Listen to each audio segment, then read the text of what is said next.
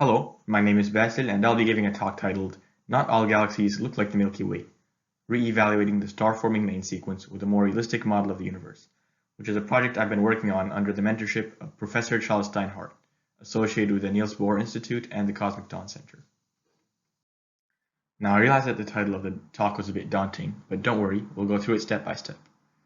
First, we'll go over what the star-forming main sequence is. Then we'll go on to discussing what there is to reevaluate. And finally, we'll discuss some of our preliminary results and their implications on our understanding of galaxy evolution.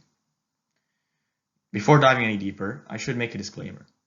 Extraordinary claims require extraordinary evidence, so we're still in the process of validating our results, and as we look at things further, you might find that things need to be tweaked.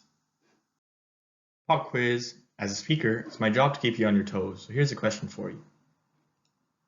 A star-forming galaxy with a stellar mass of 10 to the 9 solar masses is spotted at a redshift of 1.5. At what rate is it forming stars? Option 1. Don't be silly. Star formation is an intricate dynamic process governed by a large number of factors including galaxy shape, environment, age, temperature, metallicity, dust density, and more that are not related simply to each other or to the rate of star formation. This can't be a valid question. Option 2. Using basic models of galaxy formation and evolution, we can estimate the star formation rate at about 10 solar masses per year. And option 3. Apparently 3.4 solar masses per year and a very tight fit at that. And as a hint, I'll tell you that the answer starts with apparently. That's right, it's the third answer. For the most part, there's a tight relationship between a galaxy's stellar mass and star formation rate, which is quite remarkable and even downright bizarre, since you'd expect that calculating star formation rates precisely would be a lot more involved. So let's take a look at where this result comes from. Here's a plot of star-forming galaxy stellar masses versus star formation rates on a log-log scale, indicating a power law.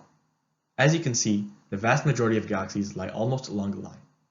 The characteristics of this line actually change with the redshift of the sample of galaxies being looked at, but now you can start to see how we could have answered our quiz question. All we need to estimate a galaxy's star formation rate is its redshift, stellar mass, and the equation of the line. This surprising relationship has come to be known as the star-forming main sequence, and beyond believing that it exists, we know very little else about it. Here's what we think we know from reading the star-forming main sequence. First of all, the star-forming main sequence is measured in log space and has a slope less than 1, which means that a galaxy with 10 times the mass produces stars at less than 10 times the rate. In other words, more massive galaxies are less efficient at forming stars than lower mass galaxies, and this trend continues into as high redshift as we can observe. This is actually really hard to justify. Let's think about this for a moment. In order for galaxies to reach large stellar masses, they need to accumulate more stellar mass over their lifetime. But if massive galaxies have been less efficient at forming stars for as long as we can see, they must have been much more efficient at forming stars earlier on. The more extreme this effect is, the harder it is to explain. In fact, the easiest way to explain this might be that we've been calculating galaxy properties wrong, and that the main sequence actually has a higher slope than we previously thought. This is actually the possibility that motivated our research, which I'll get back to how later. Now, to uncover the second big thing we know about the star-forming main sequence, we have to look at it a bit differently. I mentioned that the characteristics of the star-forming main sequence change with redshift, and this plot shows one of these changes.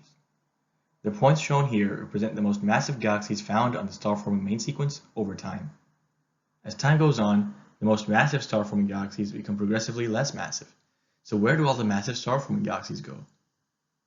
It turns out that these massive star-forming galaxies become quiescent. The star-forming main sequence tells us that massive star-forming galaxies are the first to stop forming stars. As for why this happens, we don't really know. Let's quickly summarize what we just found. Massive galaxies are less efficient at forming stars than lower mass galaxies, as well as being the first to stop forming stars. Both phenomena remain a mystery, and any additional information that we can get about these galaxies can go a long way in helping us understand them. The way we tried to look for this new information was by re-evaluating how galaxy properties are calculated in a rather fundamental way. So before I can get into that, I need to introduce you to the basis on which galaxy properties are calculated. Believe it or not, this isn't how astronomers calculate galaxy properties. Instead, what we really get from looking at a galaxy is something more like this. We get a spectrum of light over a range of wavelengths, from which we need to calculate a galaxy's more high-level properties.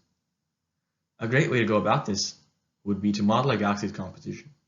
After all, many of the properties that we're interested in are measurements of what a galaxy is made of. Stellar mass is a measure of a galaxy's mass of stars. Metallicity is a measure of the amount of heavier elements in a galaxy. Extinction is a measure of the amount of dust in a galaxy. And it is really hard to measure these properties without understanding a galaxy's structure and composition. However, there's a fundamental challenge with this approach.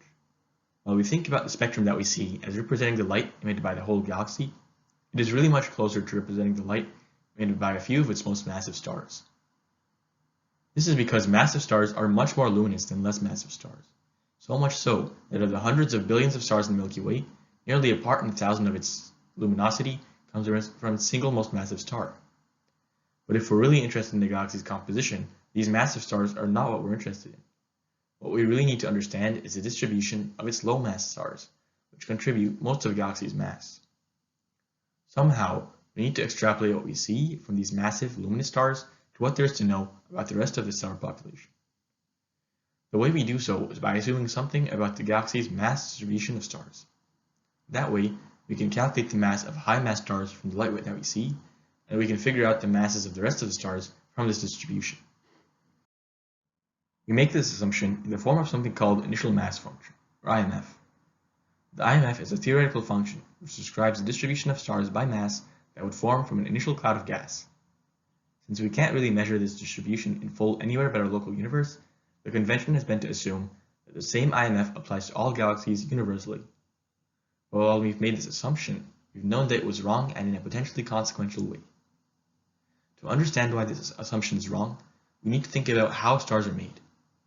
When we really boil it down, a star forms when a cloud of gas collapses. From basic thermodynamics, we know that entropy causes gas to expand with a tendency that increases with temperature. At the same time, we know that gravity is the force of collapse, and its strength increases with the mass of the system. So for a gas to collapse into a star, its gravity must overcome its entropy. How would this balance change if we increase the gas temperature? When we make this change, entropy becomes a stronger force, so we would need more mass in order for the collapse to occur. What this translates to is that stellar populations that form in hotter environments have more massive stars than those formed in cooler environments. Now, fixing this assumption can really change the galaxy properties that we calculate, especially looking at stellar masses. Let's look at what we know. We find a galaxy's mass from the amount of light that it emits, and more massive stars are disproportionately brighter.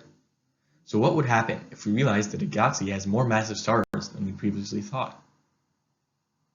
It would need less mass in order to emit the same amount of light. So when we apply a 20 Kelvin IMF to hotter galaxies, we can be seriously overestimating their masses. Now here's the kicker. Here's the star-forming main sequence again, colored by galaxy dust temperatures. Conventionally, we assume that every galaxy formed at 20 Kelvin, which would be depicted by dark purple on this plot. How many dark purple galaxies do you see? Not much at all. Okay, so we think we've been doing things wrong. So how can we fix it? Recently, a couple of temperature-dependent models for the IMF have been proposed that better reflect the relationships we've been discussing. We took one of these models and tried to adapt it to a conventional method of calculating galaxy properties. The method that we use for calculating galaxy properties is called template fitting, which works something like this. First, we select a range of galaxy properties that we expect to span the properties that real galaxies exhibit. We then choose a bunch of galaxies spread out over this range, which we call template galaxies, and compute their emission spectra. One way to estimate galaxy properties from here would be to fit observed galaxy spectra with the best fit linear combination of these template spectra. Then, galaxy properties can be calculated from the coefficients of the best fit linear combination. This is almost what we do, but as you can imagine, with so many template galaxies, there are likely lots of ways to fit a given spectrum, so we're likely to be searching a much bigger space than we need to. In practice, to reduce degeneracy and computational expense, we reduced the template set from 560 templates to only 12, calculated to approximately span the original template set. In order to make our results more comparable to existing results, we tried to adopt a standard template set as closely as possible.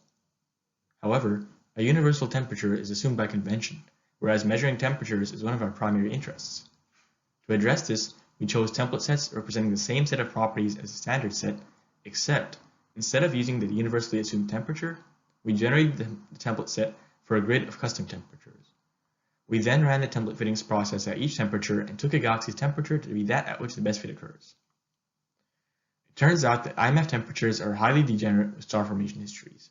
For instance, While lower IMF temperatures cause galaxies to have less massive stars, older galaxies also have less massive stars, since massive stars have shorter lifespans and are the first to die out.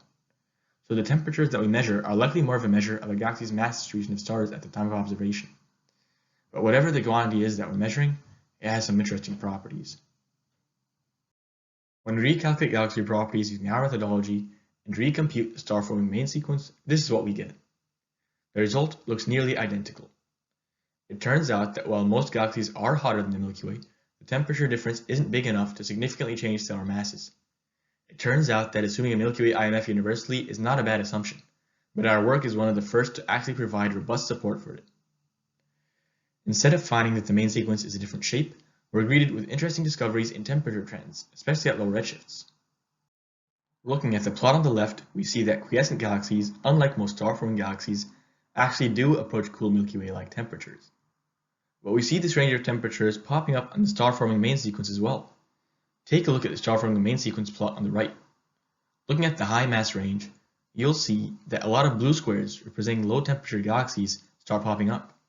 And what do we know is happening to many of these massive star-forming galaxies? Quenching.